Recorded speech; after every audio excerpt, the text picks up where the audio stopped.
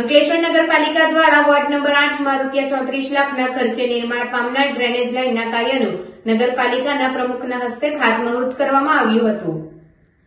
અંકલેશ્વર નગર સેવા સદનના ward number 8માં આવેલ શક્તિનગર અને ઘનશ્યામનગર સહિતના વિસ્તારોમાં ડ્રેનેજ લાઇનની સમસ્યા હતી। આ અંગે નગરપાલિકામાં રજૂઆત કરવામાં આવતા નગરપાલિકા દ્વારા ગટર લાઇનના નિર્માણ માટે ₹34 લાખની ફાળવણી કરવામાં આવી હતી।